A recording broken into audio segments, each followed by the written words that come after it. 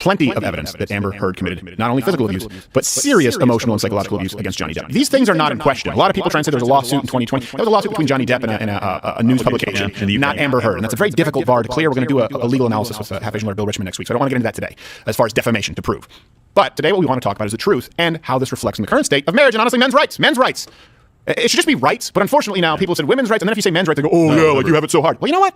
I don't even like Johnny Depp, and I feel bad for the guy. There are a lot of guys out there who have get a really, really raw deal. Okay. Yeah, and Johnny Depp also has a daughter. Yes. And she has an opinion on it too, and has seen stuff and said stuff as well. Yes. So, you know, she's a woman too. So has every woman who's met Amber Heard ever. Yes, and that's true. Not surprised at all. None of them are surprised now. Sometimes you tend to look past the garbage because somebody's gorgeous. Yes, exactly. And you're like, I think I can deal with that. You're like, you can't. Oh, yeah. You can't. Trust me. You're putting crazy before the horse. You never want to do Now, we have the first clip is we're going to go through some evidence here and video evidence, but the first clip is, so far Johnny Depp's testimony has been pretty shocking, and this one is about something specific that you may not have known. She pooped in his bed. What was the photograph of Mr. Depp? It was a photograph of the bed, our bed, and on my side of the bed was human fecal matter. She was sitting on one side of the couch. I was sitting on the other. That's when she was trying to explain DVD of Mordecai. a few things about Coachella and then the fecal Nature. delivery. Fecal delivery. Saying that it was the dogs. And I'm sorry, I could not agree with her. I'd lived with those dogs. I picked up their fun. It was not the dogs. Oh my gosh. Can I just say, okay, look, I don't think he's lying when he says that stuff, but he's performing. Well, it's just he's also weird the way he talks. He's very, very strange. Like if I asked you, like, what was on the bed? Yeah, she took a dump on my side of the bed, Your Honor. Yeah, and if I you don't have to that's also why I love black people, because they're just straightforward. Like, bitch took a shit! Yeah. On my side, you see that dimple? I'm talking a memory foam. Yeah. I can't shout that out. Tide stick that shit. That's what would happen. But he has to sit here and, well, she made a grumpy and fecal delivery. So here's the thing too, context matters. Context really matters. She did admit to this, just to be clear, and she said it was a prank. It was a prank after you abused him and you were leaving him and his mother was sick. No, you don't. But that's not a prank. A prank is something you pull on a friend. Yeah. It's not something you do to your husband. It's not something you do, and you don't pull a prank when you're in a fight and you just hit him. Why do you think it's also it's not a friend prank. No. I'd be like, Joe, did you shit in my bed? It's not funny. Well, by the way, at the time, it was still her bed as well, right? Yeah. Just not her side? Well, they had like 25 I beds. don't understand. Did she throw it in or did she just squat? I just wonder how it got there. If she just full on was like, I'm just. It's also disgusting that a woman could do that not only on command but angrily. Well, angry poop is an uncomfortable. Can you imagine punching somebody and being like, I'm gonna go poop in your bed now? Yeah. She would eat Mexican food beforehand too. You didn't need to poop in my bed. You already punched me. Why? You already stood up for yourself. You already stood up for yourself. Name that movie line. Comment below. All right. So let me get. The punch was gonna be the worst part of your day. I thought the worst part was going to be the punch, but really it was the poop. The poop don't fit. You must quit. I have many pictures of my dog's poop, and I know I've it wasn't got a my love. dog. Yes, she's another kind of dog, I suppose. They both poop. Everybody poops. That's not the part that's offensive. It's not lost on me. It's more so where she pooped. 20 feet that way would have been better. The dog wouldn't poop in the bed. At first, I was confused because. And I wasn't sure because of the shock, but I thought I remembered we had a toilet. All right, so let me give you the timeline. After less than a year of marriage, Amber Heard was the one who filed for divorce. Okay, she claimed that Johnny Depp was physically abusive, and he denied the claims at the time. Okay, there's a divorce settlement reached out of court. Just so you know, before we get to more clips, she received $7 million for doing nothing. Oh yeah, you were clearly worth it for the Rum Diaries. Oh my goodness. She pledged to donate that money to the ACLU, the Los Angeles Children's Hospital. No records show that she has. Doesn't mean that she won't eventually. There it is. She shows up to the children at St. Jude's and takes a poop on the. Yeah, the son. Make a wish. Yeah, make it an NFT. She left dumps on the sick children's beds. It was horrible. There was a child with progeria who slipped with it. The boy was blind and said he wasn't sure it was her, but she did say, I'm Amber Heard and I'm pooping on your bed. Yes. Almost like she got some kind of sick joy out of it or something. Again, Never forget the smell. Heard pooper. So, smelled like a herd of cattle. Yes. So then they settled out of court, just to be clear. So she came with these accusations, he denied it, boom, settled out of court. Okay, that's how the system is supposed to work. That's the legal system. If you have a case of abuse, you bring it forward. She obviously didn't believe that she had a case for abuse. Settled. Money given. Got it. Then December 2018, she wrote a piece for the Washington Post. Now we move to the court of public opinion. Okay, and she wrote a piece titled "I Spoke Up Against Sexual Violence and Faced Our Culture's Wrath." That has to change, and her lawyers are claiming that she never mentioned Depp in the article. It's very clear that that's what is implied, and in subsequent comments and interviews, she also inferred it again. This is what the current $50 million defamation lawsuit is about. Okay, it's about that because then Johnny Depp was dropped from some very significant roles, namely Captain Jack Sparrow. Yeah, by the way, she said 2 years ago I became the figurehead for this abuse. And I'm like, oh, were you married to someone else who beat you 2 years ago? Yeah, so 2 years ago I became a public figure representing domestic abuse, and I felt the full force of our culture's wrath for women who speak out. Here you go. Look, this is why, and this is the thing. Gosh, this is a real problem. Yeah. It's a problem that we had with rape. I talked about this with the Lena Dunham situation. We did our due diligence where we found the person who she claimed to rape, and it wasn't true. Yeah. Look, when you lead with, I found out what it's like for victims, guess what? You've now tarred and feathered all real victims because you're not. You're lying. And so, because you're one of the most public figures who gets caught lying, it makes people less likely to believe people who are actual victims. Right. This is the problem. It's not consequence-free.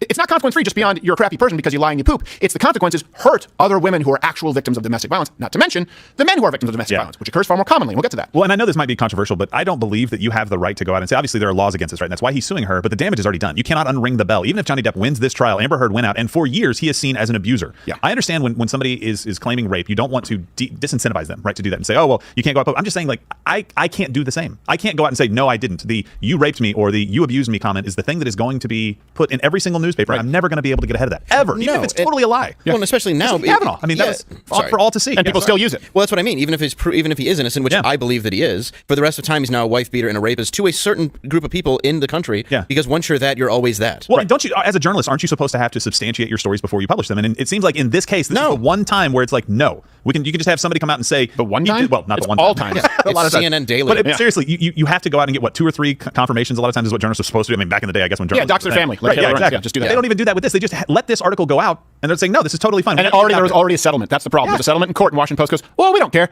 We're just going to run this and ruin someone's life forever. This is the problem. There's a decoupling of actual evidence and either a trial or our legal system, innocent until proven guilty, versus a second system of justice, which is the court of public opinion. And that's when people say cancel culture is, well, you can say whatever you want, but there are consequences. No.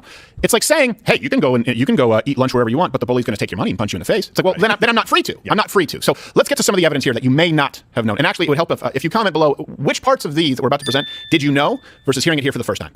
Because a lot of people who I had spoken with hadn't heard this before. And now this is the result of Johnny Depp's testimony, but this information had been out there. So leaked audio shows, first off, let's kind of hit you with fact one that I think is important, that she was mocking Johnny Depp, saying that no one would believe him if he came forward as a victim of domestic abuse. This is the recording. You can please tell people that it was a fair fight and see what the jury and judge think. Tell the world, Johnny. Tell them, Johnny Depp. Johnny Depp, man, I'm a victim too of domestic violence, and yes. It's a fair fight. And see how many people believe or side with you.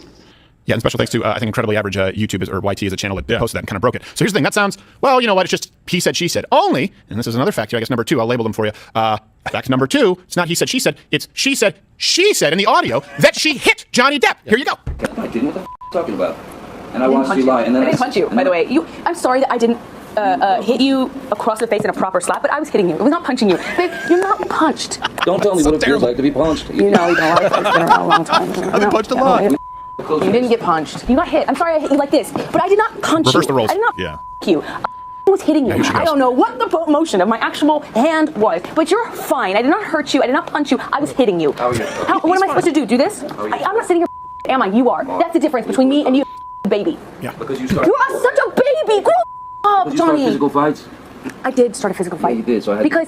Yes, you did. So you did the right thing, the big thing. You know what? You are admirable. This is the problem with, look, this is not meant for all women, so please don't get upset. I'm speaking in generalizations here about women like Amber Heard. And there are more of them out there than many people like to admit. And there are also more men out there, like, I don't know, take your pick, Michael Vicks, than many people care to admit. But this is something that happens a lot. And this is a form of mental abuse, of emotional abuse that occurs toward men quite a bit, beyond the fact that physical abuse occurs against men in domestic relationships more often than the other way around. Something you probably didn't know.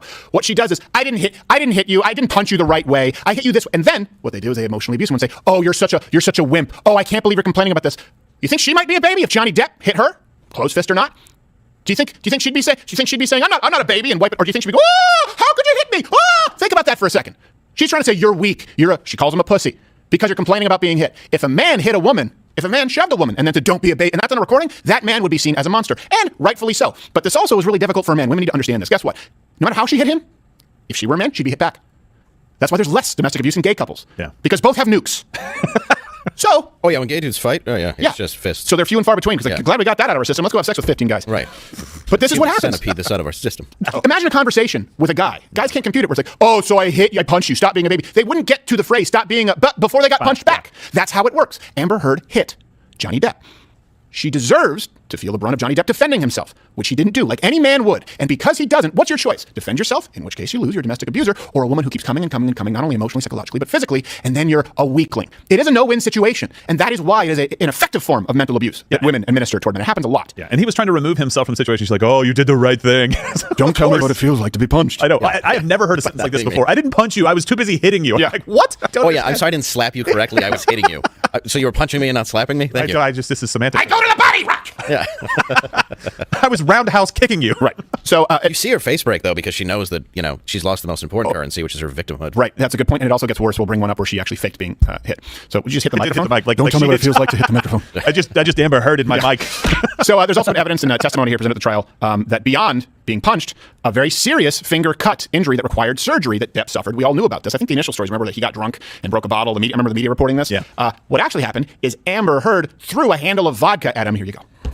Was leaning like this in the chair, looking at her. First bottle went, then got the other bottle, shot. Takes the second bottle, which is the larger one. I'm in this position again, and my hand is on the edge of the bar, like that, leaning over the fingers, like that, and she threw the large bottle, and it made contact and shattered everywhere. And by the way, just please don't let this be a reason for liquor companies to cheap out and start putting in plastic bottles. I hate that. Keep using glass. Yeah. Don't let Amber spoil it for the rest of us. No. Popov wouldn't have done the trick, but still. No.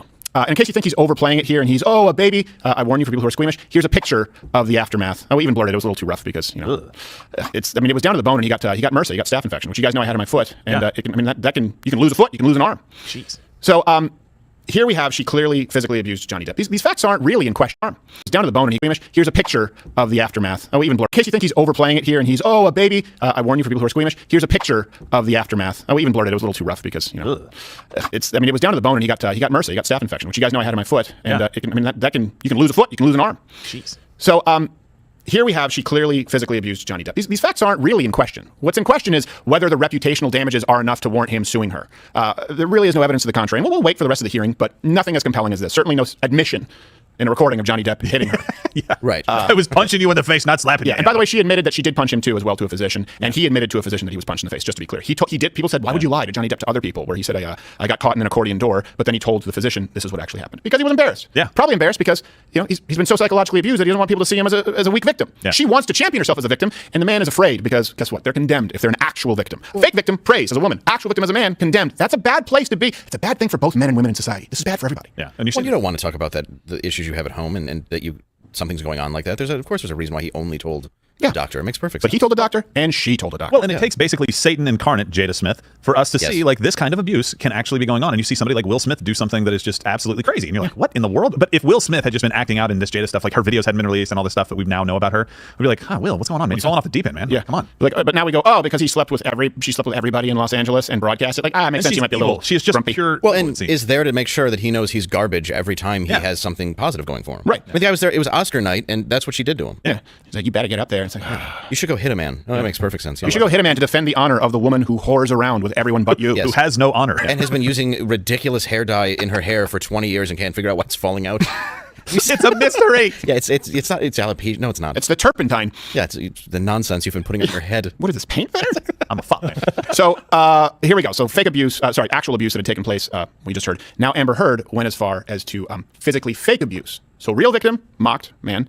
Fake victim, praised. She faked being abused from Johnny Depp. Headbutting her, of giving her a headbutt and breaking her nose. But there was no blood. There was no. I didn't hit her nose. And she came back about 7 or 8 minutes later. And she had a Kleenex or a tissue to her nose, and she pulled it away from her nose and she showed it to me.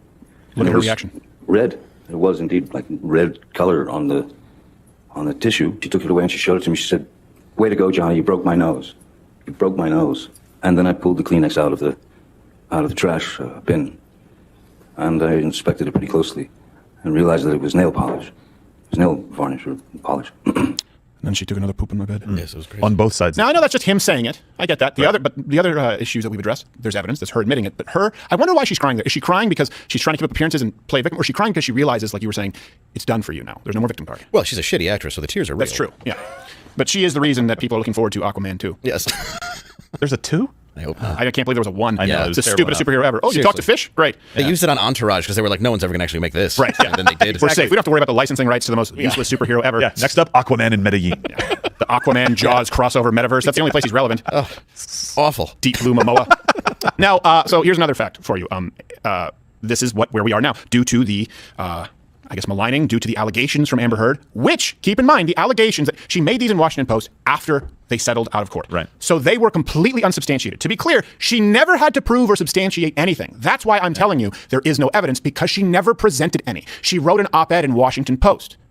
And to defend his name, and for his kid, for his I think does he have several kids? Yeah, he has several kids. I know he's got a daughter for sure because she's in the movies with him. Yeah, no, he has a son too. Does he have a son as well? Yeah, for his kid's sake, he needs to clear his name and he needs to open up his private life to everyone. Hey, everyone out there, if you've been in a relationship, would you want to have to reveal that to everybody? Usually people say ugly things, people do ugly things, but he has to do this. He has to make sure that every single bad thing he's done in his life gets put under a microscope because she wrote an op-ed, even though she decided to have her cake and eat it too, and write an article in the Washington Post after she settled.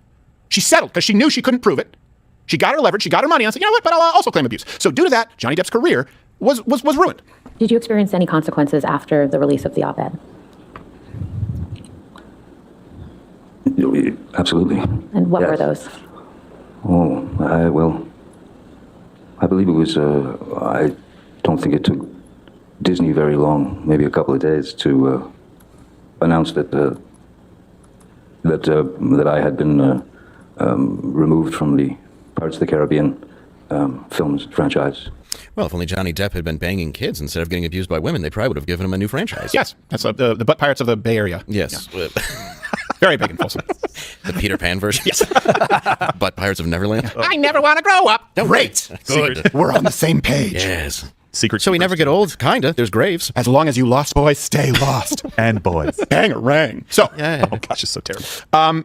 here's the truth. This is much more common than reported in the media. And this is something that affects a lot of men out there. Johnny Depp is not, when people would say, me too, I mean, isn't an isolated incident? And I understand that. And I think that this is why I want women to carry firearms.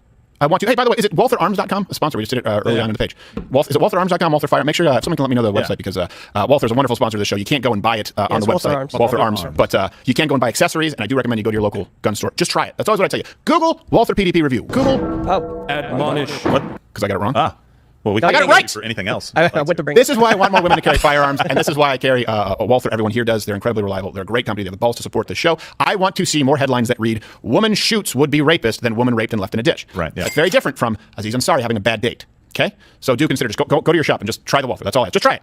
See if you don't love it. Give it a whirl. But this is far more common than people realize. For the same reason I think that we need to prosecute rapists, and I don't believe in catch and release policy. I believe in harsh punishments for criminals. Yeah. I also think that we need to punish people who abuse the legal system far more harshly. Now, here's the thing. Just like Amber Heard was not fearing any retribution for punching him in the face, for throwing a glass bottle at him, because she is under this unwritten agreement that men will not fight back, she also fears no retribution of the legal system, because we have a court system as it relates to marriage that very much unfairly favors women at this point. There was a reason for it at one point in time. And I say this, it's very difficult for me as a Christian who values the institution of marriage sometimes to also make that sell to young men, because there's a difference between what we believe to be marriage, a holy union, a matrimony, and how the state has screwed it up. So first, people may not know this, women are actually more often domestic abusers than men. Wow. So in 2020, there were 248,000 instances involving a female perpetrator. That's insane. I had no idea. 248,000. More than men. Only 225,000 involving a male perpetrator. And by the way, what's also important to note is that Amber Heard was arrested for assaulting her ex-wife in an airport, spent the night in jail. So she's actually been guilty of this in the past. And here's the thing. Obviously, the statistics show this, but it's very underreported. I guarantee you it's worse. I don't know a guy who hasn't been hit by it. I mean, look, I've been in a relationship where I was slapped around, Gerald. I had former girls that I dated, pushed me around a little. Not my wife. Right, yeah, exactly. Come on, Tim. I mean, every one of us, we just don't do anything about it. Show of hands, their control room. Come on. Right. At some point. Guys. Yeah. Okinawan deserves you, it, though. Dave? So. I had it coming. Yeah, you said that you had a girl. Oh, I had a girl. She was trying to hook up with me in the back of my friend's car. She kept biting me, and I was trying to get her to stop, but I couldn't put my hand. It was creepy. I'm like, stop biting my lip. Right. Yeah. No, I don't know a single person. But no, I have been slapped. And not even for doing anything bad. Right. This is something that. Yeah.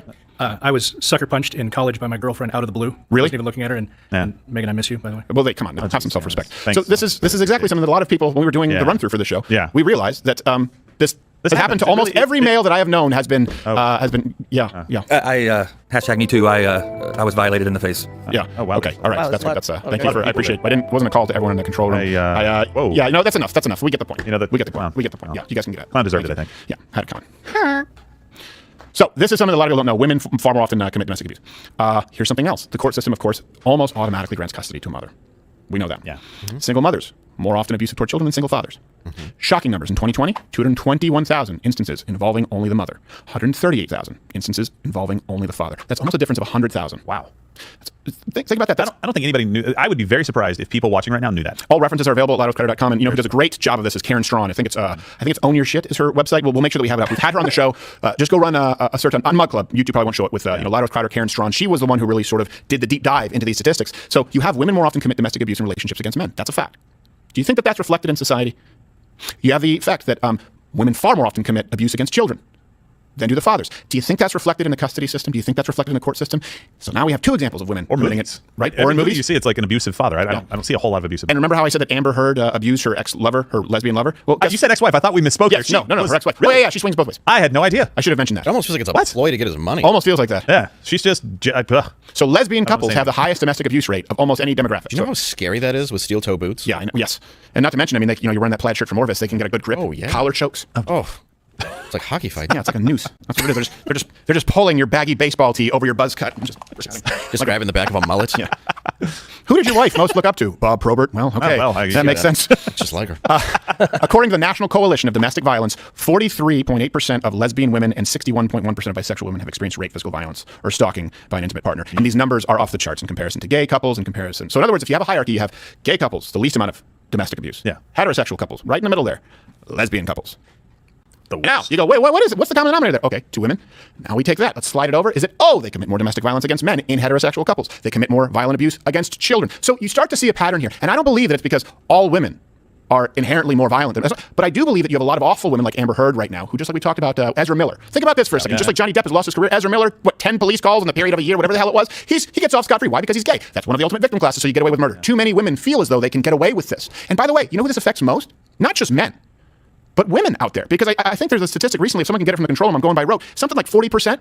40% of men, I don't know if it was in the United States or a global study, a startling amount of young men have no interest in getting married at all anymore. And that's not a good thing for women. No. It's not a good thing for the family unit. This ultimately also harms women. When neither party is held accountable in a truthful way, boy, do you end up with some problems. And that's what this is about with Johnny Depp. It's about the systemic abuse of a man in an abusive relationship, and it played out in the public sphere where no journalists did their due diligence because they wanted to go out with a narrative regardless of who it harms. Just like, it's not any different than Black Lives Matter. Black Lives Matter, okay, go with that narrative. Who cares that there are billions of dollars in damages? Who cares that there are dozens of murders and deaths and thousands of casualties and businesses that will never be repaired? Because Black Lives Matter, hashtag me too. Who cares that thousands of lives have been ruined? And who cares that men haven't been believed when they come forward with allegations of being actually assaulted and they can substantiate it? You're a big guy, you can take it. Don't be a baby, I'm about to shit on your bed. This is the kind of stuff that some guys have to deal with. Yeah, or the real women like Rose McGowan have been looked at like they're crazy, when it's like, no, that's obviously somebody who's had to deal with an actual sexual assault. Right. And it all depends on your political persuasion, the color of your skin, and if you have a penis, unless you're trans. That's not the way the justice system should work. Yeah. And we were talking about this. There does need to be, I believe marriage is important,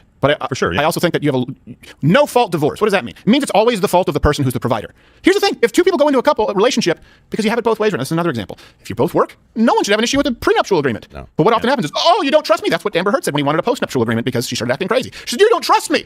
Well, A, no, and B, right? You're a strong woman. You're making your own living. Yeah. Why should you care? So a prenuptial agreement would make sense if you're getting married, if you both work. And if not, okay, well, then we now have an agreement where it's the only agreement right now that I know of in the United States, a marital agreement, particularly if you have a man who works and a woman who doesn't, or a man who earns more, or vice versa, where one party is financially incentivized to break it. And the only reason that you assume they don't is because they're doing it for love. It's too easy to fake. Yeah. Well, the numbers in America right now show that that's too easy to fix. Too many people are getting married for the wrong reasons. But you and I, when we were talking about it, so the church having marriage, obviously we believed in that for a long time. And I still believe in that. I think the church can do that. I've performed a wedding ceremony before. I didn't have to go get licensing through the state. I was registered through the church. The church obviously sent that information off to the state and said, hey, this guy's allowed to do this. But then they take that information to the state to register and say, hey, we're married and we're now a couple. So many people, so many states can screw this up. We've talked about this with just about every single thing possible, education, taxes, whatever you want to do. States can really mess things up. And so why would you say, the state's going to take care of this in a way that's equitable for people? Right. The state's going to take care of this in a way that is good for people. As a Christian man, I don't ever want to hear about a prenup when I'm going to get married, because I should only be getting married if I am 100% certain that this is what I'm supposed to be doing. There can be exceptions to that. I totally understand that, and I make room for that. But so many people get married today because they're like, it's just the next thing to do. We're just going to get married. And it's like, you should have never been dating. What the hell are you doing getting married? Yeah. But then the state comes in, and that's where it gets very, very messy. And honestly, better suggest, what do you think? If every single marriage came with a prenuptial agreement, kind of as the standard, you actually have to sign a document saying, I don't want that, that'd probably be a better situation for people, because then at least you understand the rules of the game. Yep. You know? No, I think you're right. I don't know. You have states right now. You have states right now where a woman could cheat on a man, can marry a woman who's never worked, can marry a man, cheat on a man, leave, and take half. There's a gold digger That term for a reason, but guys can do the same thing. We're less likely to do it. We can't shake our tush and get a woman to fall in love with us. Right. It's a little different. Speak for yourself. Some tushes are better than others. I get it, Dave. Yours, It's notwithstanding. It's pretty good. Sometimes I find it difficult to not bite your lip myself. Oh, hey. But when I feel that urge, I just quell it and take a poop in your bed. That's what you do.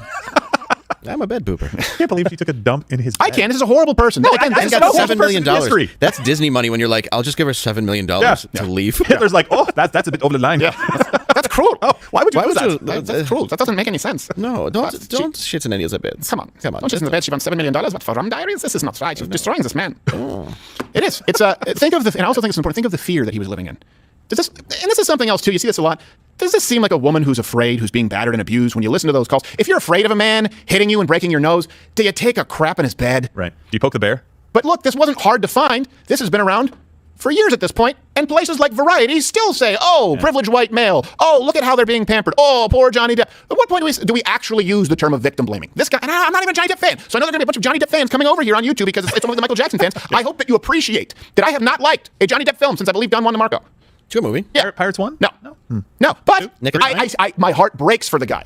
And I just hope that there is a backlash. Amber Heard gets everything she deserves. Yes. And I don't think she will. I hope she does. I hope it's financially very difficult because you can't be allowed to go out and do this kind of thing because you'll incentivize the next person. If there are no consequences to this, you're basically playing the lottery. Yeah. And also, men, you need to come forward. You need to come forward if you're being physically abused. More men need to do that. We need to break that. And I get it. It's silly. It's real. It's silly because, yeah, it doesn't hurt you as bad physically. I get it. But it's a symptom of the actual abuse that you're experiencing. And there needs to be more accountability on both sides. And the accountability needs to.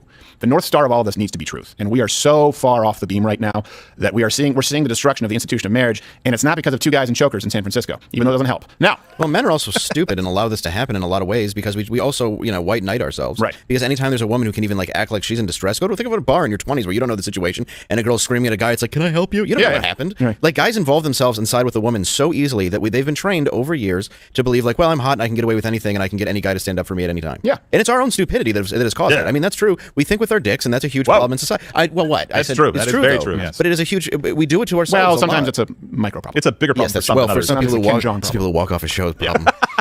But the principle's the same. I don't mean to be crass. Pardon my language. No, you're absolutely right. But no, I think it's the same with the guys who are writing the articles that are like, this will get women to like me. Right. Yeah, exactly. It's the same dude. You're white knighting yourself. It's like Bill Burr has that bit where he's like, watching Oprah said there's never ever a reason to hit a woman. I can think of 19 off the top of my head. You just don't. Even if you woke me up in a drunken stupor, I could give you 7. Dude, there's never a reason to hit a woman. There are plenty of reasons. You just don't do it. That's a great point. You just don't. That's exactly what it is. She threw a bottle at your hand, breaking it, cutting to the bone, and giving you MRSA. Don't you dare start throwing hands. Yeah. She can throw full bottles of alcohol. All right. Only a coward hits back. Yes. She's stabbing me. Yeah. And calling me a coward for not doing anything. Oh, baby. Oh, what a baby. Just taking it, aren't you? Why don't you do anything? And it's such a silly thing. Think of how many times Humphrey Bogart, those guys back in the day, the woman used to be like, no, stop. And they just grab the wrist no, stop it, honey.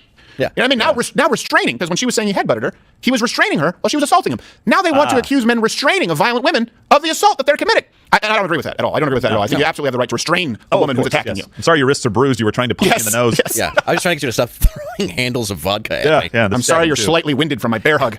You're trying to stab me in the neck repeatedly. Goodfellas. Bang. Sorry I shut the door hard. Meanwhile, she could be kicking him like Robert De Niro in Casino. Ping, pow, boom. Boom, ping. I guess I'll just sit here and take it. All right, here's something else while we're talking about this. And smash that like button if you're watching on YouTube. That helps, again, with the algorithm. And again, let us know. If you don't want the Ash Wednesday with Half-Asian lawyer Bill Richmond. No, we have to. Comment below. If you want it, you have to let us know. Otherwise, we're not going to do it. We have to. He has some pretty good insight into this. We're contractually obligated. So here's something else. Another story that we need to hit.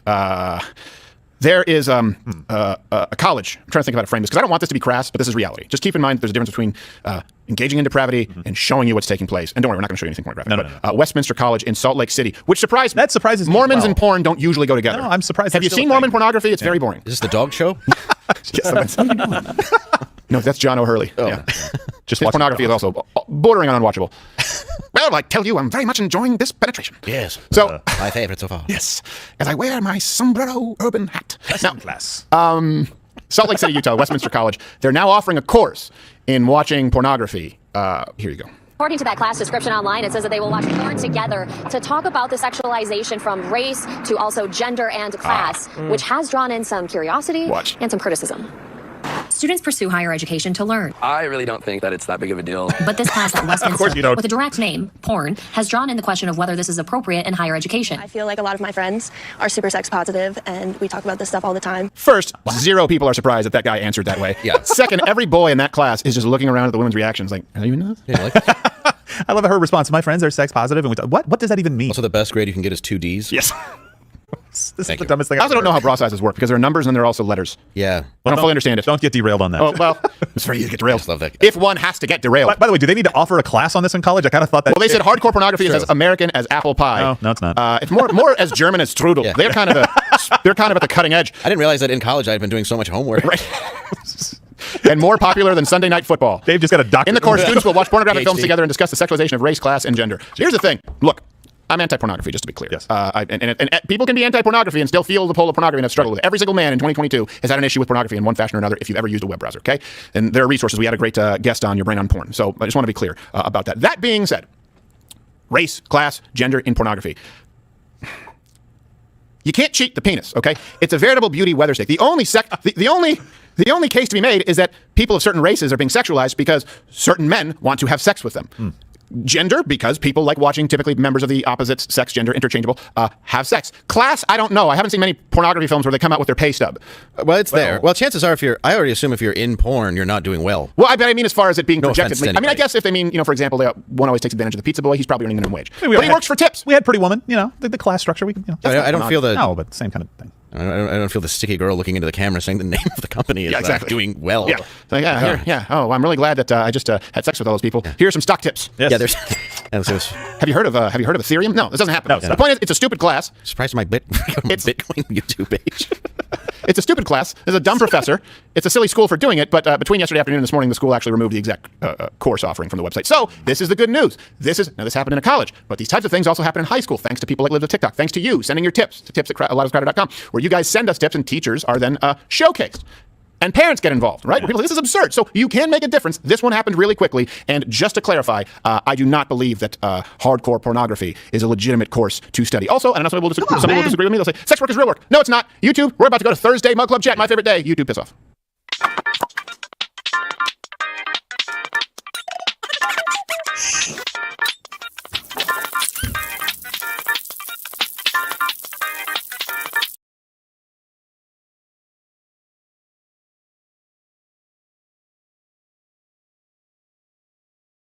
I had this client who was a mathematical genius.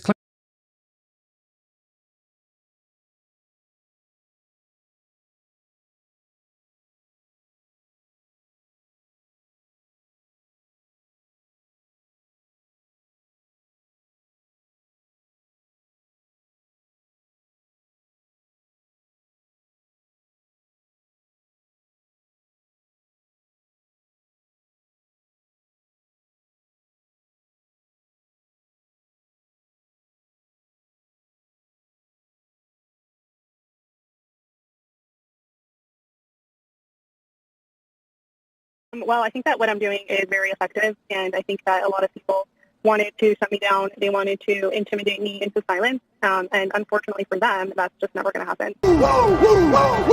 Ruh-roh, who could have possibly seen internet blowback the likes of this? Oh wait, everybody. Every single person that's been on the internet for more than 5 minutes could have guessed this is exactly what was going to happen. And I know Taylor Lorenz, I know you got one of them AOL CDs up your dry cunt because you are 62 years old, pretending to not be 62. How did you not know that this was going to happen? Holy shit. Look at this situation. If you're not familiar with this, I'll give you the 5-second lowdown. It's very simple. Taylor Lorenz over here, on behalf of the $1 billion backed Washington Compost shit rag, went out in an attempt to silence opposition. That's what it is. This is 21st century digital. Lacostra sonoisms over here. This was, you better shut up. Stop being effective at detonating crazy liberal talking points. Don't do that. That's all that's happening over here. Lives of TikTok, all they do is they post the crazy ramblings of the mentally ill, unfuckable lunatics on TikTok saying crazy shit about gender and sexuality in CRT. That's all of what Lives of TikTok does. Takes that information, puts it on Twitter, shows normies, and then all of a sudden normies are like, holy shit, this is what's happening in my school? CRT, gone.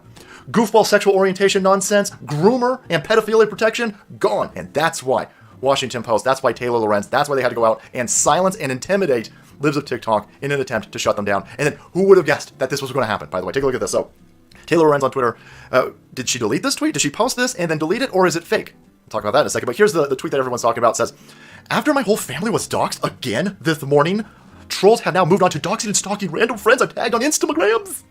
They are posting their personal details of my friends and sending threatening texts with messages. Quote, I've noticed you're very close to Taylor Lorenz. Why would they do this to me? Because you did that to Libs of TikTok. You did this. Nobody was fine with this last week. When your dumb goofball ass was cry bullying over on some other shitbag channel that nobody watches except for us making fun of you for crying like a dumb asshole. It's horrifying. I'm so sorry. Over doxing and threats. But you do that to these people over here. Nobody was for this type of stuff. And now you go out and you do this to Libs of TikTok. You went to Libs of TikTok's family. You went to them and you harassed them. And they go, this is just shoe leather reporting. No, this is intimidation. This is clear intimidation. You could write this piece about Libs of TikTok and say, oh yeah, some woman from New York runs the account. But no, you put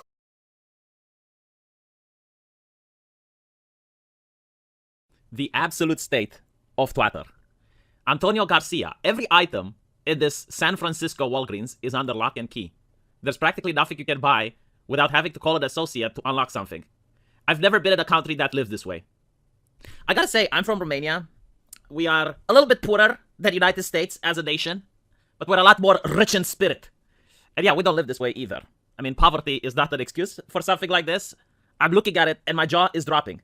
And I just can't imagine the inconvenience. I mean, you want to buy something, so it's not only that you have to wait at the cashier, you also now have to wait for someone to come up to you to give you the product. And you feel like a criminal. You feel like you're going in a place where the store doesn't trust you in order to behave like a normal citizen. And the problem isn't the store, by the way. The problem is the culture. And the real problem are the legislators. Because as we're going to see here, rather than locking up shoplifters, San Francisco has their stores locking up their skincare products. So I want people to understand this is not the United States. This is California now. This is the culture that every single Hollywood actor, game developer, comic book creator from America agrees with. They think this is a good thing. And they think that this should spread everywhere in the United States. And the reason for this is because you have to wonder, it's like, are the people from California now born differently than, say, the people from Texas? And the answer is no. The answer is the lawmakers. I mean, when you have laws that, for example, release prisoners en masse because of the pandemic, I mean, in a time when you lock people up in their homes to stay safe, you unlock them from their prisons, that is one thing. But then it's also the fact that, if I'm not mistaken, like, you're not allowed to apprehend someone that shoplifts less than $1,000. I mean, despite what people may think criminals aren't dumb, I mean, they're making bad decisions, they're on the wrong side of the law, but they can still pass an IQ test, and they can still understand, okay, well, if we go to different stores and we shoplift $900 worth of goods, and then we have a fence, we can make a lot of money by fencing that. So this is why we have like a huge crime wave in California now, because there's two choices really. You can either be tough on crime and you lock people up because you want the people who don't commit crime to have normal lives that don't resemble this, or you want to be soft on crime and you're like, well, the criminal is a victim of society and and then you get more crime. There's no middle ground. There's no in between. Either you're tough on crime or soft on crime. And California now decides to be extremely soft on crime. So, well, you get more crime. I mean, it's not rocket science. But what I really like is the fact that this conversation is on Twitter and you get people like this. I love seeing tweets like this from 40-year-olds who are so scared of changes. Go to another store, bro. This isn't the law, just a San Francisco shoplifting problem. People in my local area also shoplift from Walgreens. There is no effective way of stopping it besides locking everything. So how do they do it in my country? How are they stopping it in my country? Maybe the US politicians should send a delegation to Romania and ask us, how have we done the shoplifting miracle? Don't get me wrong, there are still shoplifters in Romania, but it's not like this. Definitely not like this. I mean, we are so smart. I mean, look, you must look at us like we're some kind of aliens, super geniuses. I mean, progressives would be baffled if they talked to a Romanian for more than 5 minutes. We found the solution to this problem. But like, honestly, this is Twitter, you know? And my question is, do you think you will find people like that in real life? I mean, if you're sitting with your mother at the dinner table, and your father brings up the newspaper, and he is very concerned. It's like, okay, I don't like why this is happening. Do you think anyone in your family will say, well, people are just afraid of changes? And at the end of the day, what on earth is it with these people? Are they like followers of Zinch? It's like, change is good. Not all change is good. You know, like, I mean, imagine if you take this person and you put him in a time capsule. You send him back to Africa where the Islamic slave trade is happening and they're capturing a couple of slaves, and it's like, don't worry about it. Change is good. It's like, no, it's not good, okay? Change doesn't necessarily mean good. Last time I checked, change can be bad. When you go to the doctor and your doctor said, I don't like how your cancer is evolving, sir. There are some changes on your MRI that I don't really like. We need to run more tests. You should tell the patient, you know what, change is good. Like, sometimes when the cancer evolves, it's a good thing. And then you also have, like, this thing. In a funny sort of way, this is a thrown back to the old time stores. They were laid out in such a way that the counter separated customers from the merchandise, and the clerk had to pick everything. Self-service shopping was a revolution in trusting the customer not to steal. Bro, you literally have produce in the open right here. Like, you're literally trusting customers already. The reason these stores are this way, and we still have them like this in Romania, and I'm pretty sure you guys still have them like this in the United States, is for the convenience of the customer. It's a lot easier for the storekeeper to refill the produce. So, for example, he's selling these candies. It's a lot easier for him to get a new jar and put it here than walk all the way to here. Right? Like, this is one reason. The second reason is that it's more accessible for the customer to have everything you want put in a bag. So you don't really have to carry anything. Meanwhile, because these stores have so many items, you just can't have the system. It's not that they're not trusting you here. It's not that this is a low trust society. Like when I'm looking at this picture, I don't think that this old lady is not trusting people, because if she wasn't trusting people, she would put a bunch of bars over here in order to prevent people from jumping in and stealing. Like if someone actually wants to steal or shoplift here, they can still do it. Oh my God, Twitter, what can you say? Say Twitter and then flush the fucking toilet. I've never been in a country that acts this way. The bigger issue here is, why are all these people stealing? Other parts of the country aren't like this. Yes, correct. If you've ever been to a third world country, you would find that people have metal bars on their windows for safety. Yeah, but like, why would you want the United States in California, the most progressive city? Like, you can't get more progressive than California. I mean, that is the peak of progressive culture. That is, you can't vote more left-wing than California, can you? That should be the city that is sending starships to Alpha Centauri. In fact, no, my bad. That's New York. New York is sending starships to Alpha Centauri. California is so progressive that they now have the wormhole technology. They have the Stargate. They already sent people to Atlantis. That's how progressive and forward-thinking they are. The smartest minds in the United States are in California, guided by the Hollywood actors. You can't get more smart than that. Maximum IQ level reached, and then this is how they live? They can't solve the problem with the crime? Really? And we're talking about shoplifting, okay? Like, we're not talking about more serious crime. We're not going into gangs. No. Like the bare minimum shoplifting. Just put a security guard and let him do his job, but that's the problem, right? The law doesn't allow the security guard to do his job, so then you have this. There was another store which did something else that was smart. Apparently, they priced everything at $1,000. So that if you stole something, like even if you stole a toothbrush, that toothbrush costed $1,000. So they could actually get the security guard to stop you. And you might say, well, hold on a little bit. Like, if everything cost $1,000, how are you going to, like, who's going to shop there? And the answer is, like, when you went to the cashier, you got a voucher, which gives you a discount until the price is whatever the item actually costs. So, for example, if you buy a toothbrush for $1, you go there and you get a 99% discount. So the toothbrush costs $1,000. With the voucher, now it costs $1. But this is Twitter. This is why I'm showing you. It's not like all the comments in the comment section. Like you will find so many people that are defending this. Like, this is what I don't get. Why do you want to live like this? Why can't you say, like, why can't you say, I'm a left-leaning person. I agree with left-leaning policies, but this is a little bit too much. We should find something else. We should find another solution. Like, you.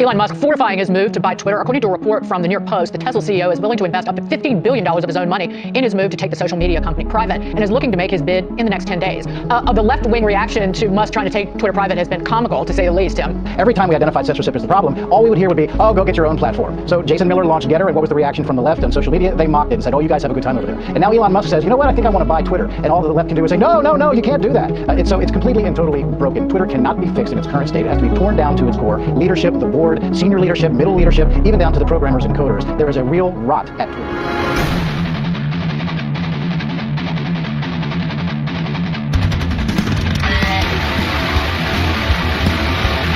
Everyone thought he was joking, that it was a meme, that Elon Musk would care so much about free speech that he would literally execute a hostile takeover of YouTube.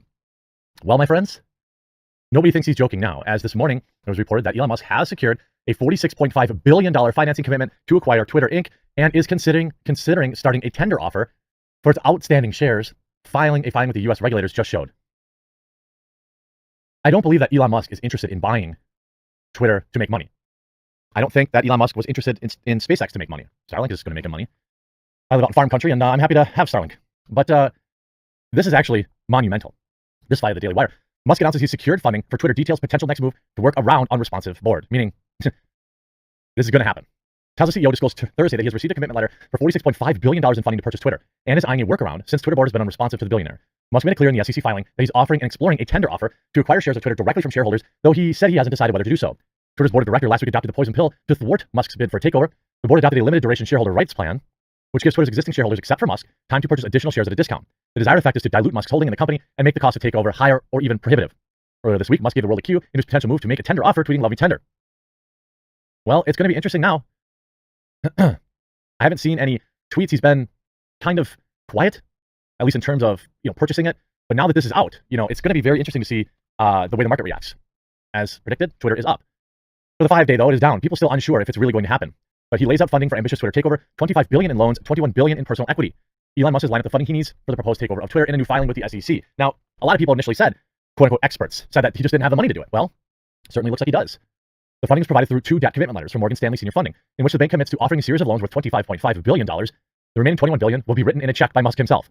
Notably, the filing does not list any equity partners to share the cash burden with Musk. The Tesla CEO already owns a 9% stake in Twitter, valued at $2.9 billion. The filing makes it clear that Twitter has not formally responded to Musk's offer. The reporting person is seeking to negotiate a definitive agreement for the acquisition of Twitter by the reporting person, it reads, and it is prepared to begin such negotiations immediately. A spokesperson for Twitter confirmed that the company had received Musk's offer and said it would conduct a careful and comprehensive review. According to Bloomberg, Twitter did not immediately respond to request for comment. There have been both skepticism and speculation on how Musk planned to finance his buyout offer. Despite being Earth's richest human with a personal fortune that billionaires Bloomberg says is worth $249 billion, Musk isn't able to simply buy Twitter given the majority of his net worth is tied up in Tesla stock. He can borrow against the stock, but the New York Times notes that there are limits on how much stock he'll be able to use as collateral, not to mention the fact that Tesla's fluctuating share prices might make the banks wary. Given the controversy that so often surrounded the CEOs, potential investors have also reportedly been hesitant about co-investing with Musk. The New York Times had previously noted that Twitter's inconsistent financial performance over the years, not to mention controversies of its own, mean it's not an obvious contender for traditional leveraged buyout. Musk has publicly been saying that Twitter is not meant as an easy way to make money, which taken at face value, never wise with Musk, undermines anyone looking to maximize returns. Even with funding secured, taking over Twitter will not be easy. The company board of directors recently announced measures to block it. Should we know this? Well, it sure is going to be interesting, isn't it? I mean, I think, if you read the press about it, they're deeply afraid. Deeply, deeply afraid. I mean, Bezos' little outlet, the Washington Post, has written endless hit pieces about Elon. That's only ramped up now that they're worried that, people might be able to hear each other. People might be able to talk to each other. Now, he's got 82 million followers of his own. He's been active yesterday. I mean, you see him talking a lot about Tesla, going on a bit of Elon Musk was not the founder of Tesla. He acquired it, just reminding.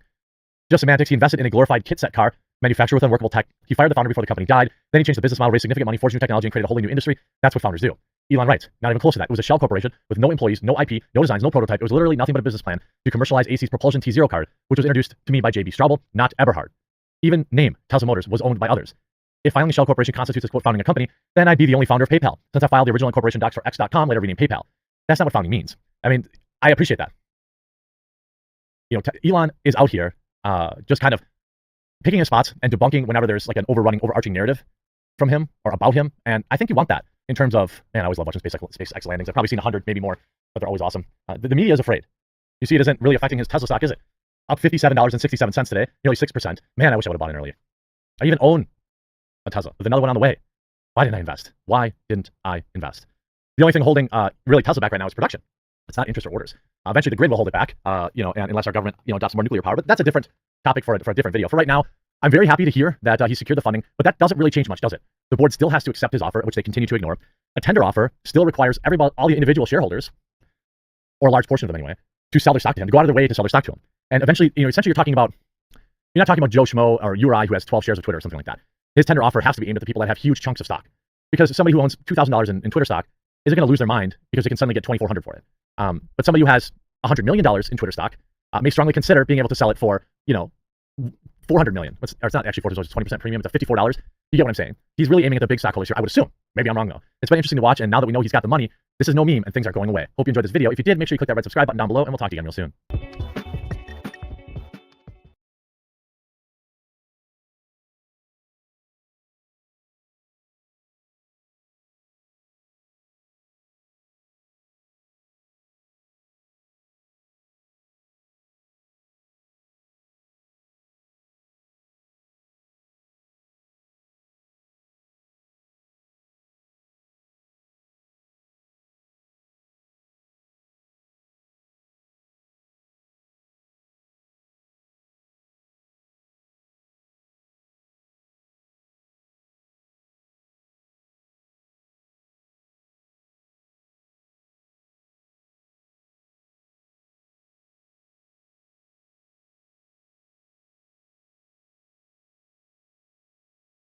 There's all these like OnlyFans Reddits, right? Where they talk about doing OnlyFans. And we know, we talk about that with Trevor, where we're like, a few people that are fucking banking. Or a girl's just making like $200-300K a year and she doesn't do that much or whatever, right? But the sad part of it is the ones that are making $10 a year. And they have a lot of people that post, so a lot of the thing is some girls posting like they're making like $50K a year. And it's a post like how I grinded my way to the top. Like it's a very, success story. They've got this Gary Vee energy of like, well, you know what? I think when it started, especially pre-COVID, there was this kind of gold rush idea around where I'm sure some girls were like, or die naked. But I'm sure there were some girls who were like said to their friends, you're like, you will not believe how much money I'm making for doing nothing. Yeah. Like I'm like, I didn't do anything. Well, it seems like after reading these posts, they're doing a lot. Well, no, and then COVID hit. I had 5 girls I follow who are like, I do OnlyFans now. Yeah. Right. And then it just got it's standard supply and demand. Dude, some of these girls, the market got flooded. And some of these girls in this thing are kind of saying stuff like, Oh, and then I do phone call. I do live like video calls with people for like $15 an hour or whatever, $15 a half hour, and you go, that's like legit. Like, well, it went the worst deal ever. I mean, it's become a job. These girls did this to not have a job, and then you go, I have a fucking job. The original Vine stars got in there, where these girls essentially became receptionists at a dick pics fucking emporium. Yeah, I mean, they're just dude. It's like I'm sure it's like being an escort in Vegas, where it's all legal. Yeah, it's not that easy. I guess if you're hot, but some of them, obviously, yeah, you're right. It's the same as anything. Some of them make tons of money. Yeah, it's the Pareto optimal, Pareto distribution. You go, yeah, if you're in the top 20%, you're killing it, or top 5%. Or well, I think even the 20% probably doing okay, and then the bottom 80% are like, yeah, I'm scraping by. Yeah. And it's not good. So they posted these things, but basically we'll go through a few of the posts that we have. And there's like, so first one is, advice on dick rating, a micro penis. This is what they're, yeah, it was great, right? And this is what we were talking about. They go, hey, there is a throwaway account, but for obvious reasons, I'm having difficult time trying to rate my first micro penis dick rating, and I'm hoping someone else has experience. I'm doing dick rating. I usually do a very long rating every time, 3 to 4 paragraphs describing what I like and don't like. So apparently, a big thing of what they do is they give you a long thing. Every time I get my dick rated, it's a thumbs up or a thumbs down. And it's always a thumbs down. Well, so apparently they're really pouring the sauce on. I didn't know that's... it's the perfect girth and I'm liking the length. And they do this whole thing, right? I didn't know that. I always thought a dick rating was straight up. You get a number rating out of 10. Says you like the size and color. So they give all these people why they like the color, which is like, I like that you're white but the dick's black kind of thing. Today I got my first dick for a micro penis. Not sure what to say. I don't want to offend him, but I want to give an honest rating. And this is basically the thing. And the one big thing that everyone in the comments says is they go, what you should ask is you go, do you want honest or SPH? What's SPH? Small penis humiliation. Yeah, remember I said that with Trevor. I go, I always thought the dick rating was for humiliation purposes. Well, apparently that's pathetic, and you go, thank you. So we were having, layman conversations, and the reality is there is a genre that is SPH. That's what I assumed it was the whole time. It was humiliation purposes. So you basically, they have to say, they go honest, and then basically if they go honest, and then she goes back, she goes, not honest. She goes, honestly, it's smooth. All I hope right now is that someone who's got a dick rating before is listening to this, and then they're now finding out about like that honest actually means a lie. No, but honest means a lie, and they go, but they thought honest, and then they're like, so honest means you're getting a lie, and SPH, that's disgusting. It's not even a man's. Both are lies. Can you imagine reading that? No, not with the micro penis. I guess it's not. Well, I guess it's not. Can you imagine almost the perfect scam? Because at that point, you legitimately there's just like someone in the Philippines just rating dicks all day for fucking $4 an hour. Just come over the fucking dick rating. You got your hard hat on. You just fucking been rating dicks all day. It's Indian men. You go to sleep. You're just seeing dicks all in your sleep. You basically have a farmed out to Indian men to rate dicks. This is just one of those unintended consequences of technological advancement. It really is. Nobody ever thought when they started the internet, you go, from this thing, we're going to have Indian men rating dicks all day.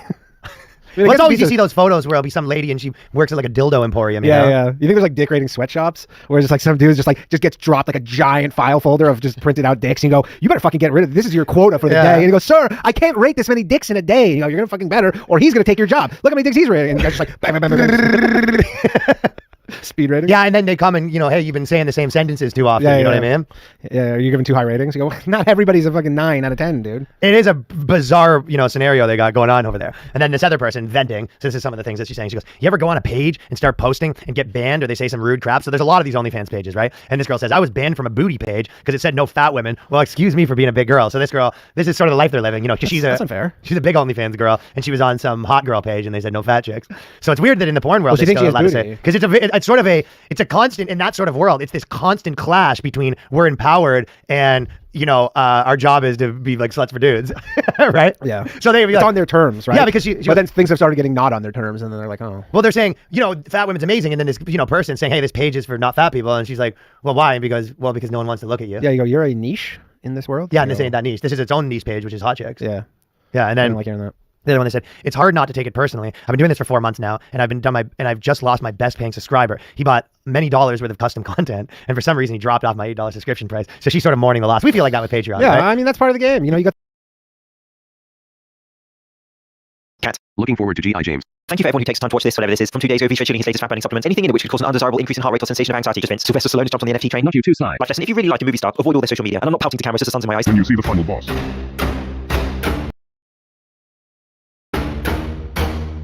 When you see the final boss, smash all the buttons is the answer, always. And so that's his 5% mass machine, Ilya Golem, whose right delt managed to grow an extra head. Impressive. I've always wanted one of them. Just someone to talk to, really. Trick or treat. Just give them all your Haribo is the right answer. Take it all, mate. The kids will be fine. The phrase, but there are empty seats in front, never became so poignant. I hope for that guy's sake it was a long overnight flight. Who also sells beard products? Or what I call, he nailed the face. who has just in the last hour revealed that he's releasing his own brand of supplements. GSS Labs. Gollum secret source, coming soon. USADA approved. I can't wait to review them. Someone film me. Was it the same person who filmed this fella? I don't know what's weirder, peck bouncing whilst waiting to cross the road, or the people who decided to film him. In any case, that man brightened up my day. Keep bouncing, sir. Keep bouncing. He must have just been on the Better Men paid workout program. The planks, push-ups, lunges, sit-ups, and jumping jacks will make you take roids. The latest UFO documents from the government or something suggest that time travel and anti-gravity tech is possible and could be used to find Earth-like planets, or it could be used to send me back in time 10 minutes to not forget to turn off the oven. Burn the whole thing. I had one big fluffy website, which once used to be a place where people tried to get Ashton Kutcher to 1 million followers. Who remembers that? Now, as Ricky Gervais calls it, it's the world's toilet wall. First, a couple of Gymsharks.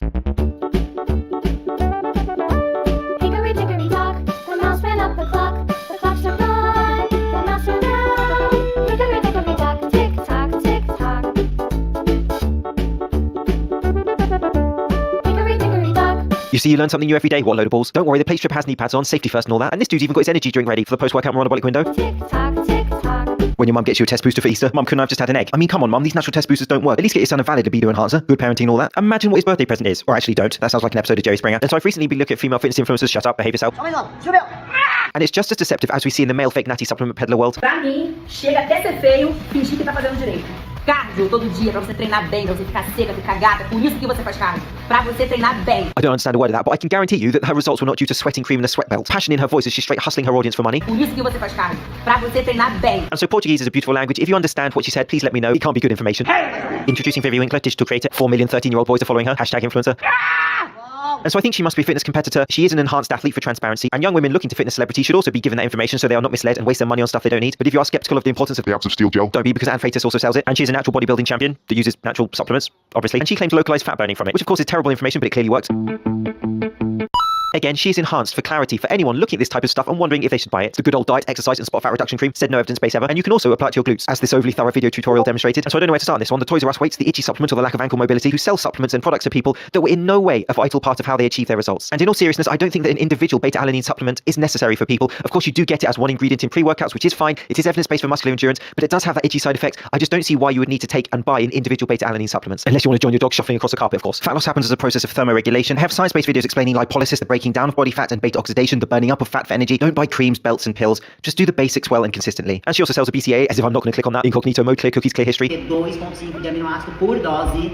Esse BCAA traz de ribose, vitamina B6. And what I like about this is not just the completely incorrect information about the anti-catabolism, and I've explained in depth before how this supplement does not hack some type of peak anabolism, not even the quality information or build muscle without sagging, or get healthier, take a BCAA obviously, but it's the exercise demonstrations I love, the hamstring curls, which really hammer home how much you need to give her money for this. And I have decided that hamstring curls are the most appropriate way to sell this supplement after watching the video 14 times. Okay, you get the idea. You have enhanced fitness influencers targeting young women, selling supplements they don't need, with claims not supported by scientific evidence, whilst attributing their results to specific supplements and not discussing what they really stand. Hey! Joe Rogan found the Liver King. It just looks ridiculous. He's got a plate of hearts and it just looks weird. He's got an ass filled with steroids is what he's got.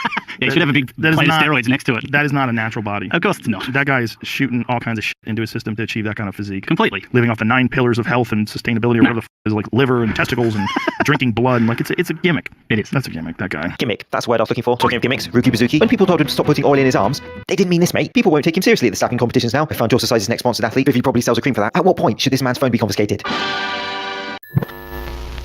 Jocko24, natural lifting and lifestyle. My goal is to get in natty or not video made about me. You're probably hoping for one of the A-list. You got the straight to DVD version. Not weird, mate, not weird. The man powers on point. Next, bring your dog to work day.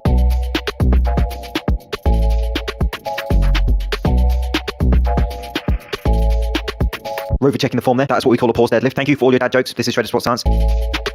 Time for Stronger by Science. So they do concise research breakdowns, which are excellent. This one by Greg Knuckles, where he analyzes a recent piece of research for us by David Tatal, 2021. Acute cellular and molecular responses and chronic adaptations to low-load blood flow restriction and high-load resistance exercise in trained individuals would not be a catchy book title. Research spotlight: low-load squat training with blood flow restriction causes as much hypertrophy as high-load training in experienced squatters. And so back to Ilya Gollum here for an example of heavy squatting. Dude is strong as hell. However, leafcutter ants can lift 10 times their body weight. Just saying, do better, Gollum. And he's actually unhappy in this post about the barbell in the gym. And this piece of research looked into heavy squatting versus low-load squatting with blood flow restriction bands. I have detailed videos on BFR. It is evidence-based for muscle growth. It does create that hypoxic environment, meaning a lack of oxygen, but it is not something that you have to do. And so as with all research, please just take it as a guideline, which you can apply but also mold to your needs. A recent study compared the effects of low-load training with BFR and high-load training without BFR on squat strength, quad growth, and various molecular outcomes over 9 weeks in trained subjects of both sexes. All subjects did lower body training 3 days per week with a routine consisting of squats, leg press, knee extensions day 1 and 3, Bulgarian split squats and knee extensions day 2. And then here are the intensities that they used in the protocol. Please read that, of course, if you want more information, and it is presented in a table for you. And so the point of these articles by Stronger by Science is that they break it down in a very short, concise manner so people can easily digest the information. And so let's get to the key takeaways from the article as analysed by Greg Knuckles. knuckles. Overall, the study provides further evidence that low-load training, with BFR in this case, leads to hypertrophy responses that are comparable to those of high-load training. Furthermore, while high-load training is better for strength gains,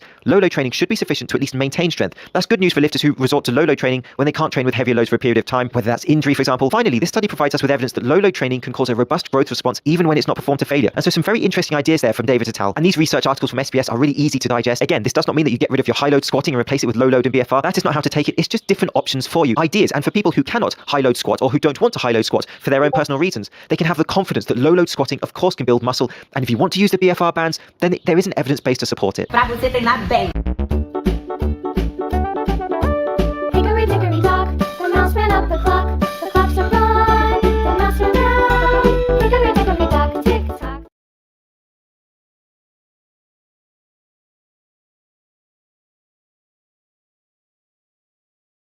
In this video, I'm going to explain how to build muscle in 5 levels of increase in complexity, starting with the most basic explanation and getting more detailed as we go. Now, in preparing this video, I consulted with a number of different experts, including a professor in muscle metabolism, an industry leader in the field of biomechanics, and an active researcher in the field of strength and conditioning. I'm also a pro-natural bodybuilder myself, and I've been studying the science behind getting jacked for over a decade while coaching people from around the globe. And just for fun, I'd like you to comment below which level you got to before you started zoning out or getting lost. Alright, so building muscle is actually pretty simple. All you really need to do is lift weights and eat protein. Protein, of course, being the macronutrient found in foods like fish, chicken, meat, dairy, beans, lentils, and protein powders. And when you weight train, your muscles start to think, well, if we're going to keep lifting these heavy weights, I better start to get some bigger muscles to make this easier. This is called an adaptive response, and it's kind of like when you play guitar. Your fingertips start to get harder and grow calluses as an adaptive response to pressing against the strings. It hurts at first, but then it gets easier as you build the thicker skin layer. However, lifting weights isn't quite enough on its own to build muscle. In order to build something, you need building blocks. And when it comes to muscle, the building blocks are called amino acids, which you get by eating protein. So when you lift weights, you're telling the muscle it needs to get bigger, and when you eat protein, you're giving the muscle the building blocks it needs to actually grow. So in reality, it's probably not quite good enough.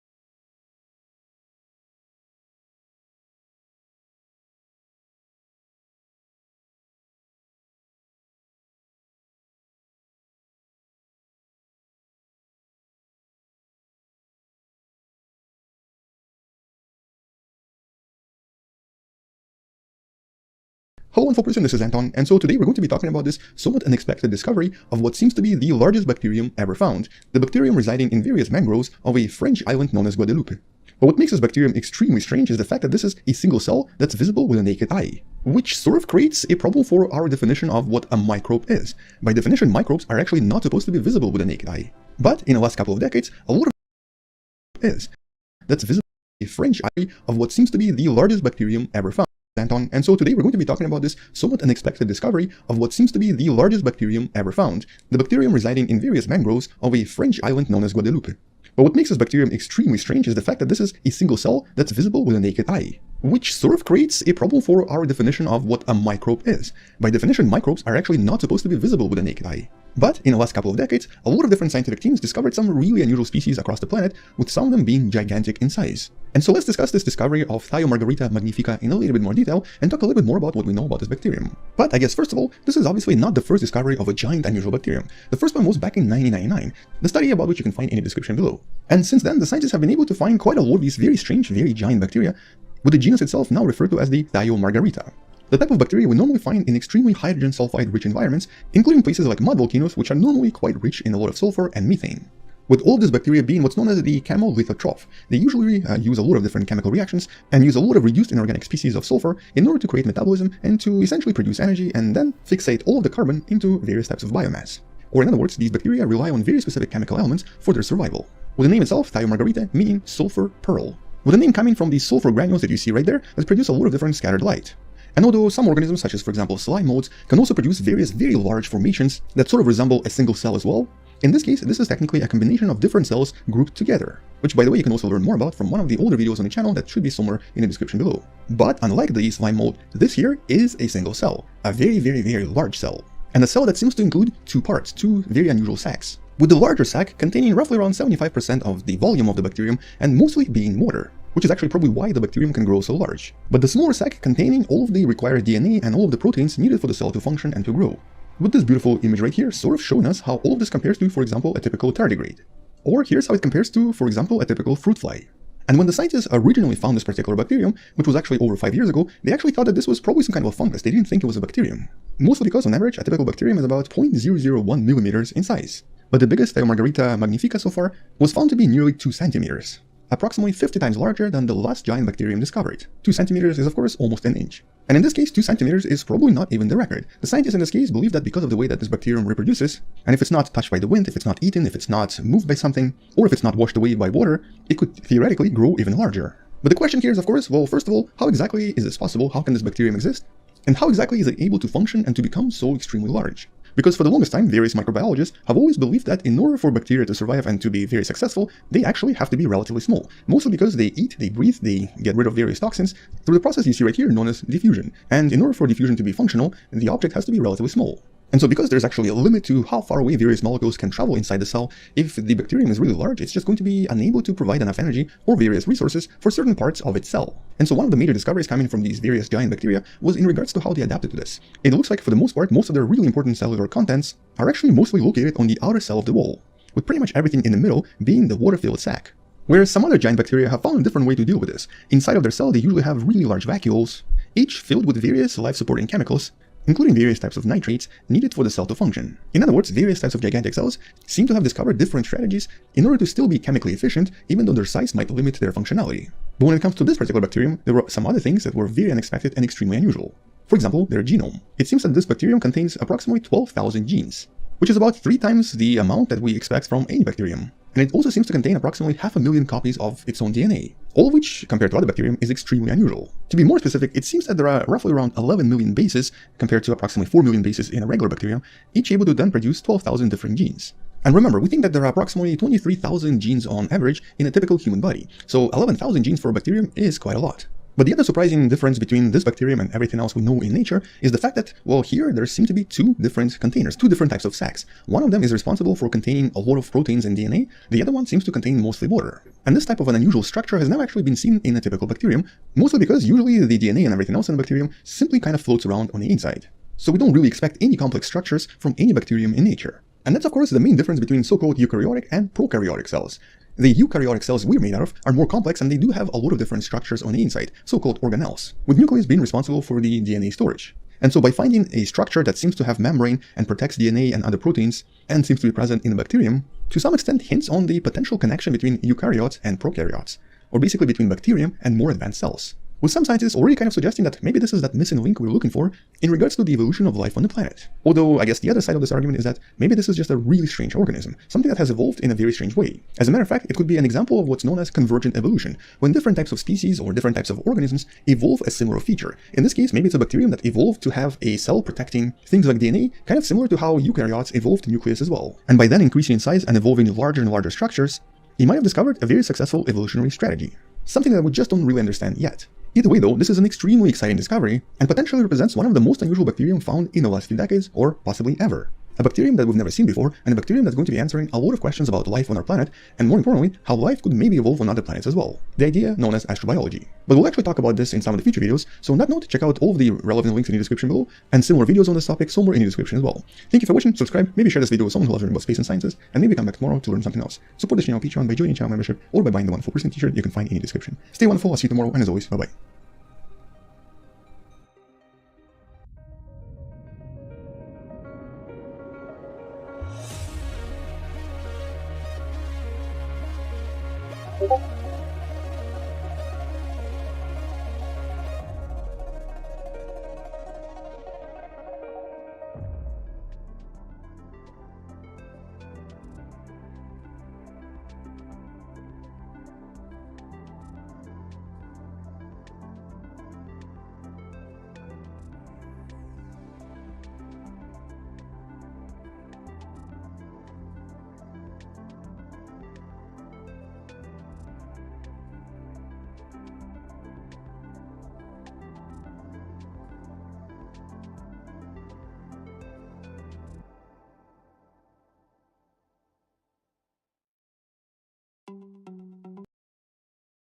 Thank you to Brilliant for supporting PBS. We can all be a little self-absorbed at times, acting like we're the center of the universe or something.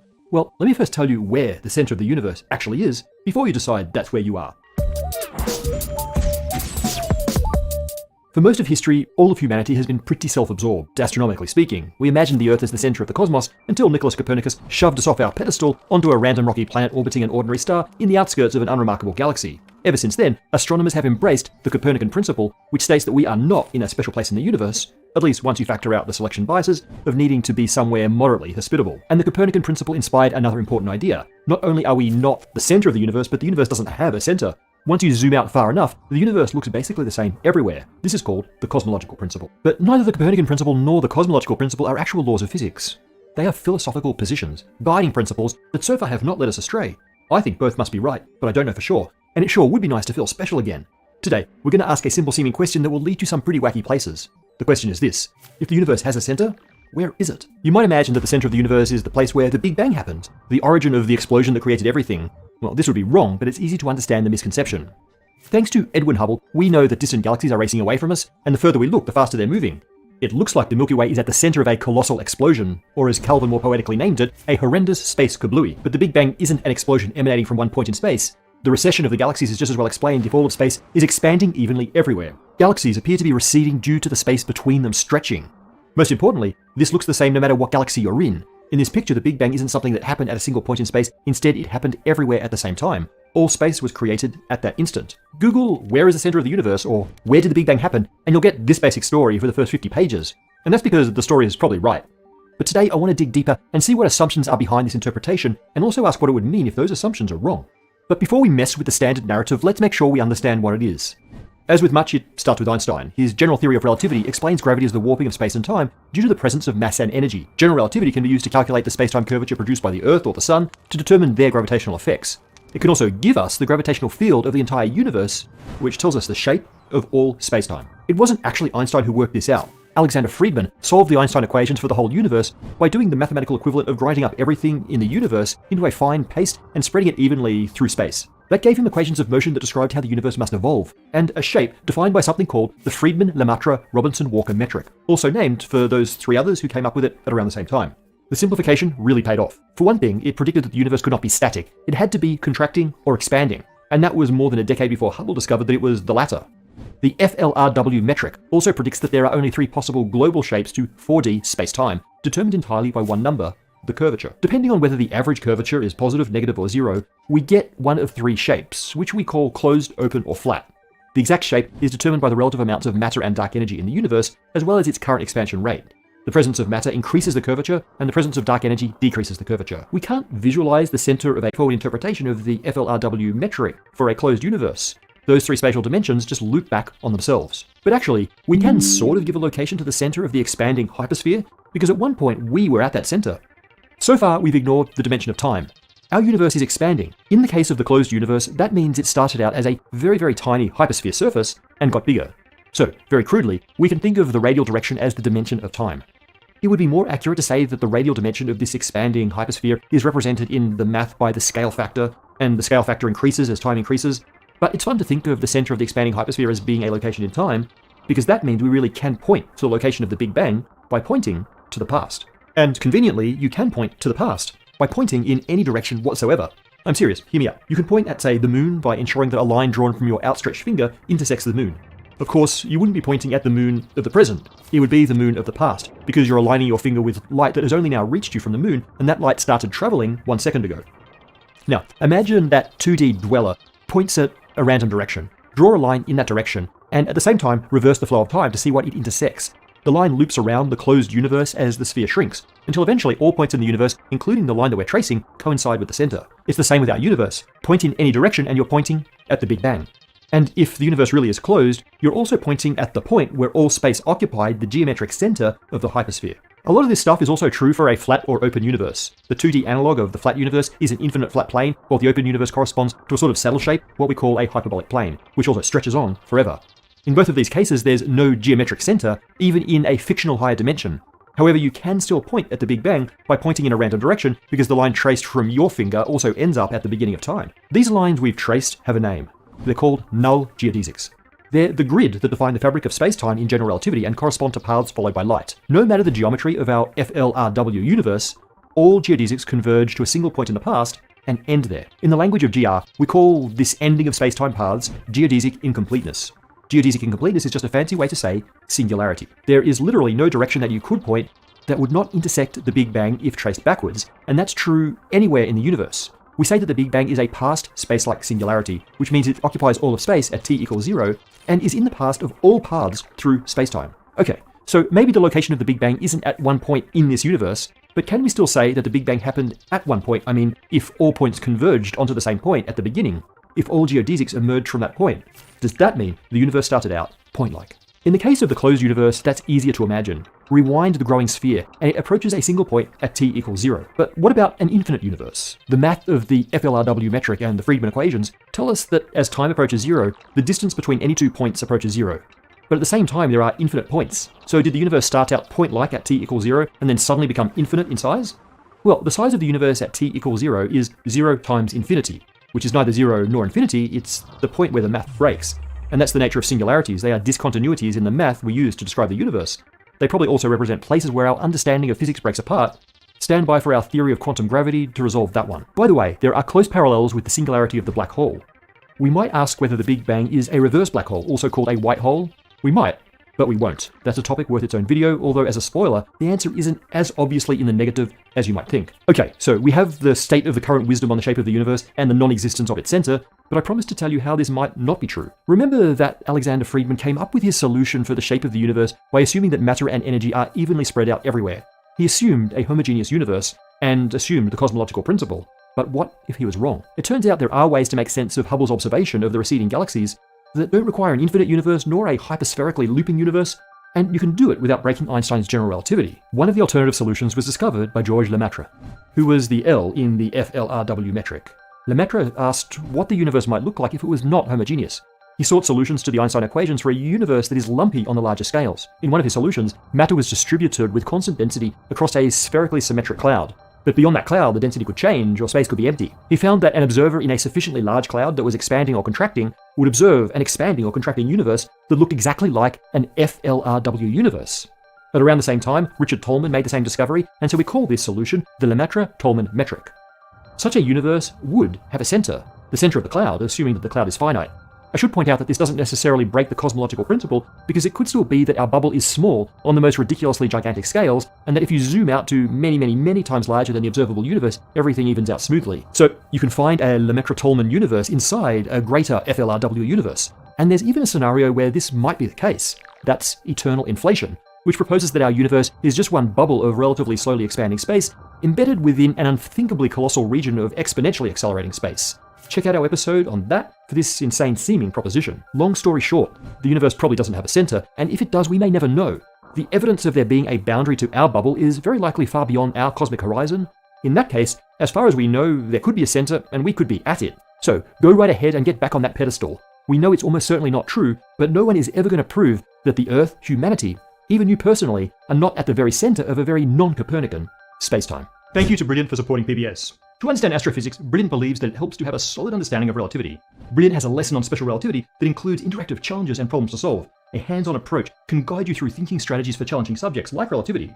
It starts out explaining relativity in terms of boats passing each other on a river, then goes into some puzzles that require challenging perspective, like the ball stack bounce, and then goes into the speed of light and even time travel. To learn more about Brilliant, go to brilliant.org/spacetime. Today we're answering questions from the last two episodes. There was the one where we explored the Proxima system in search of habitable worlds, and the one where we asked whether electric charge really is a fundamental property of nature. Starting with Proxima. Palindrome Morjanath asks whether the massive tides that the Proxima planets experience might be ideal for life due to the rich biodiversity of Earth's intertidal zones. Well, I'm no expert, but I do remember for a while tidal pools were thought to be a likely location for abiogenesis, the origin of life. That seems to have fallen out of favour with geothermal vents and hot springs providing more promising temperature gradients and general chemistries, but even if life didn't start in tidal pools on Earth, who's to say it couldn't have happened that way elsewhere? Relatedly, Dr. Max Custom asks whether the tidal force wouldn't have resulted in strong tectonic activity. Well, tidal squeezing should indeed help keep the planet's interior hot, just like it does on the volcanic moons of Jupiter and Saturn. For a planet, that would presumably also help drive tectonic activity. On Earth, tectonic activity is essential for life due to its role in the carbon cycle. Life draws carbon from the atmosphere and sequesters it in the crust. As the crust is pulled into the hot mantle, that carbon is released again in volcanic activity. Without that recycling, Earth would have frozen long ago due to the absence of a strong enough greenhouse effect. And a hot interior may also have been essential for abiogenesis if life really did first start around geothermal vents or hot springs. So, in short, those tidal forces on those Proxima planets may make it more likely that there's life. LH asks what particles and interactions existed before the electroweak force split into electromagnetism and the weak force. Well, the big one is that the elementary particles were massless back then, due to the absence of the Higgs mechanism. Also, before that split, particles could transfer their isospin a lot more easily. That means that there was not much of a difference between, say, the up and down quarks or between electrons and their neutrinos. Just like it makes no sense to distinguish electrons with up or down spin as different particles. In fact, the universe seems to have been made of only 6 particles back then, 3 quarks and 3 leptons. When the universe cooled down and the electroweak symmetry was broken, particles were locked into whatever isospin state they happened to be in. They gained different properties depending on that state and on their newly gained mass. The Gundek asks whether chirality depends on the observer's reference frame, given that it's defined in reference to the momentum vector of the particle. For example, if a particle races past you, and you observe its chirality based on that direction of motion, what happens if you then accelerate and overtake the particle so that it appears to be moving in the reverse direction? Does the chirality flip? And does that mean that it stops interacting with the weak force? Well, the answer is that chirality isn't as simple as a projection of spin onto the momentum vector. That spin projection is actually called helicity, and that does change depending on your reference frame, but chirality is what we call Lorentz invariant. It's fundamental and doesn't change. It's only equal to helicity for particles that you can't overtake, aka light speed or massless particles. Sorry we didn't have time to dig deeper into this. Another time. And back to Proxima for one last comment. Anarchy Ants asks if there's any update on that radio signal from the direction of Proxima detected by the Breakthrough Listen program. Well, there is an update. Radio astronomer Sophia Schick found another 60 or so similar signals that were not clearly associated with stars and had radio frequency spacing similar to earthly oscillators, so it looks like it was just local interference. Or in other words, the Proximans realized we were onto them and hacked the database and then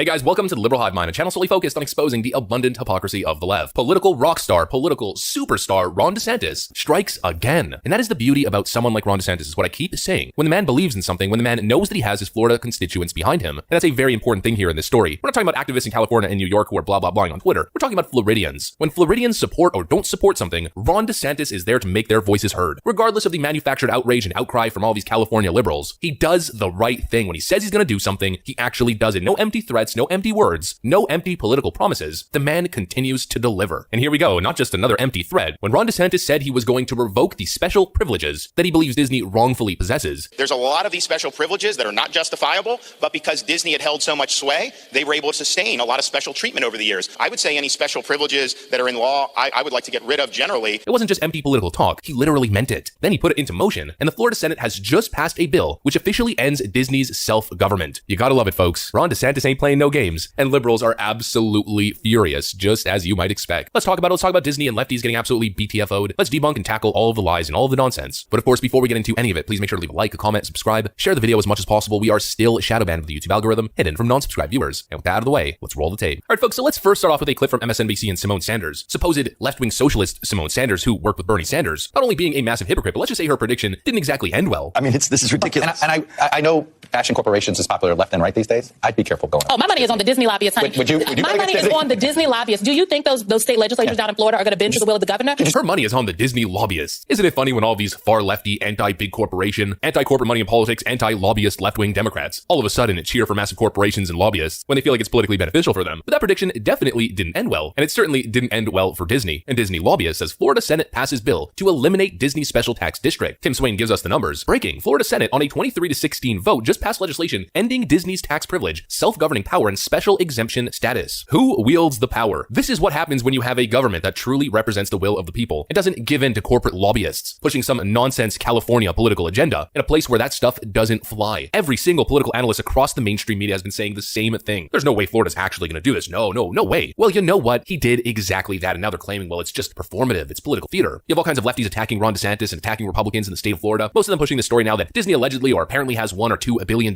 in bond debt, which now, according to many reporters, that liability is now going to be passed down to the taxpayer in specific counties, which is a whole load of baloney. They're trying to make it seem as if the passing of this bill is disastrous for the residents of Florida, and the cost is going to be pushed onto them to pay $2,000+ per household. It's complete bogus. Here are the facts. Tackling the first claim, is this political theater? You know what? It might be, and I'll tell you exactly why that's not a bad thing. Is the state of Florida really going to remove the tax exemption and self-governing status of Disney? Possibly, but based on the legislation that was passed today, the actual removal of this exemption doesn't kick into the summer of 2023. And so what this really is a warning shot. Disney being totally out of line, totally stepping over boundaries as a private corporation, as a California-based company operating in the state of Florida, claiming they're going to work hard to repeal legislation in the state of Florida that is wildly supported by Florida residents. This is a warning shot to Disney that if you're going to act in this manner, then expect a political response. And that's exactly what this is. This idea that $2 billion in bond debt or bond liabilities is going to be passed down on Florida constituents is such a stretch it's not even funny. First of all, is there bond liabilities with Disney? Does this debt actually exist? The answer is yes. But who's to say that's going to be passed down on Florida residents? Who's to say that Ron DeSantis isn't keenly aware of all this and is already putting together a plan to make sure that the cost goes directly on the shoulders of the Disney Corporation? It's a ludicrous claim. First of all, Disney owns and operates an absolute ton of value in real estate and land in the state of Florida. They've paid no taxes. Well, now, all of a sudden, they have to pay taxes. So already right there, you got money that's immediately going to be coming in directly into the tax coffers of the exact counties that are going to be facing this issue. This idea that Florida tax residents are going to be paying the bill is nothing but left-wing political propaganda and fear-mongering. What this really is Ron DeSantis showing that he has all of the leverage, that if Disney is going to act against the interest of the state of Florida and the people who reside and live in this state, well, then Florida is going to respond, and you gotta love it. And speaking of all the nonsense fear-mongering, of course, lefties on Twitter are real mad. And so they're all spamming this checklist as to why Ron DeSantis is an evil fascist dictator that's destroying Florida. Grant Stern has boosted rights. Florida used to be free until to a community of